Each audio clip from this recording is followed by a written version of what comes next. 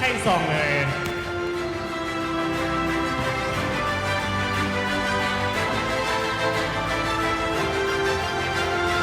รางวัลนางเศร้ายิ้มงามมีเสน่ห์ค่อนใจสุ้นความงามจำปาลินได้แก่นางเศร้างามไม้เล็ก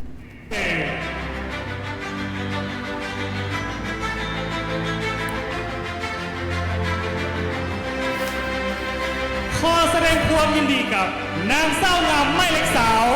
นางเศร้าสุขลาวันอินซี่เสียงใหม่ในโอกาสนี้ขอที่เป็นเกียรติเสริญทางนางผู้ทุยลีหัวหน้าสุดความงามจำปาลินอาเกียรติขึ้นมอบรางวัลยิ้มงามมีเสน่ห์ขวัญใจจำปาลินขอเฮียนเสริญ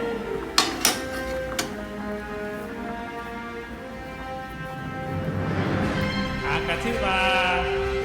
เป็นรางวัลที่เติมเนาะที่ว่าได้มอบให้แก่นางเศร้างามพวกเขาในคำคืนของวันนี้สำหรับซุ้มความงามจำปาลินเงินมอบเงินส่วนมูลค่า5 ล้านกีบและคอร์สเสริมความงามจากซุ้มความงามจำปาลินมูลค่า